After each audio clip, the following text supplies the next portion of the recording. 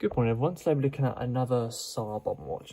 Now this one is the exact, well not so much the exact model, but this is the exact edition of the TSAR Bomba that I used to have a couple of years ago, before I moved on to different style watches and stuff like that. So yeah, we're looking at a TSAR Bomba Elemental watch today. So initial look at the unboxing, simple sort of cardboard outside cover.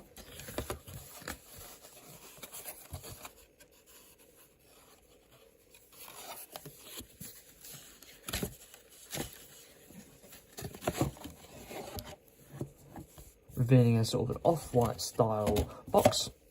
Yeah, it's not the fact that it's a staining. Their boxes actually are off-white, as you can see from the colour of my gloves compared to the watch box. These are it's got quite a hefty weight to the watch box. It's almost like a Rolex one, but then don't forget this is probably half the size of the actual Rolex box. So yeah, it's quite a hefty style watch with a simple lift-off lid that's nice and sort of textured with nice embossing of the TSAR Bomba logo on the front there. It's all sort of tightly stacked in the actual watch box, obviously with your instruction manual here. A little cushion on the edge there.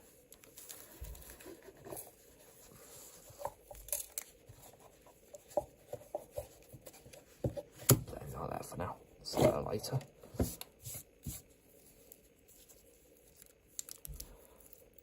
Move this little bit of plastic for you guys, so you can have a look at it in a bit more detail.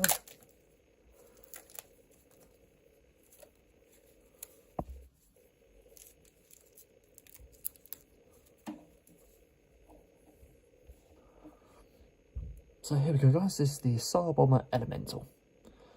So it's got a 50mm case diameter with a 17mm case thickness. There are 11 different variations for this, and I had the one that was black with rose gold, and I think it had a little red detailing for where the yellow is. 131 grams weight, does feel heavier than that though. Uses a Japanese TMI VK67 quartz movement, so it's got quite a decent quality movement in the back there. So let's have a look at the face here. So the face is obviously, it's a bit less skeletal than some of the TSAR Bomba Elemental watches. You've got a full sort of working chronograph here and a seconds counter that works here. The actual chronograph hands is where the main seconds hand should be. You've got luminous edges to these hands as well. That's one thing I didn't like about these watches, is the fact that it didn't have, I feel like this would look better if the hands were fully filled in with white luminous material, essentially, rather than being a stainless steel leg leading out to a body where it's luminous. But no matter, it's still a nice style watch. No sort of skeletal view of the back plate really, but it does look quite sporty, quite busy. So yeah, let's go on to a bit more about the specs. So the actual casing is a 316 stainless steel casing all around the side here. It's a double finished case. I'm not entirely sure what that actually means. I read that on the specs. I thought, wow, double finished case. Not sure what that means, but let's go with it. You get 5 atmospheric water resistant with this. Oh, one other thing I forgot to mention was with this loom here, it's called a Super Luminova Swiss loom. So they've got a decent loom going on this strap. Now the glass is sapphire, and they specify that it's Mohs level 9 glass grade hardness for scratch resistance and stuff like that. Didn't even know that existed till the other day, but we move. On the actual casing of the top here, you've almost got these sort of imitation screws on here. I think these, I'm not sure, I couldn't remember if they did anything, but the screws on the back, I couldn't remember if these unscrewed to remove the plate so you can change the face. I can't remember.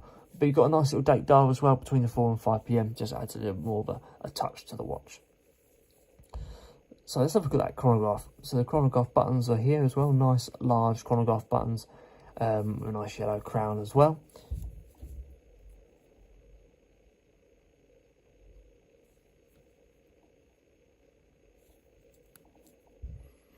Yeah, to push that in quite far, then you get the click, you get a nice amount of feedback on that actual click, and as you can see, that second hand is just going around there. But it's a snapback function, doesn't wind back or anything. But I think it counts up to an hour, the chronograph movement. So let's look at that crown there. So the crown's like a wheel sort of thing. Now, the only problem with these crowns is you can't really get your finger underneath them because of where the casing is. So it can be a bit of a pain trying to, and especially when there's a chronograph, it can be a little bit difficult to get your fingers around it. That's the only problem. I think with this one, the design's a little bit different. I might take my glove off. Because on the other one, the actual crown is, the casing is essentially filled in all the way down here, and it's quite hard to access. Yeah, you have to have a small finger to be able to get through that gap. The crown, the actual rotation to the crown, there's a decent amount of feedback there. It could be a little bit stronger, but it sits on the better side of crown movements as far as they go. It can be quite fiddly to get it out to that first position just because of where that crown actually sits. So you've got to try and dig your finger in that gap there to get the crown out. But if you don't mind that sort of thing, then great. Going out to strap, you've got a sporty style black strap, as you can see here, silicone style material. Very nice sort of sporty feel to it. Single windows to hold the strap in place. A nice buckle that's got a little bit more of a brush finish, as you can see from the line grain on there.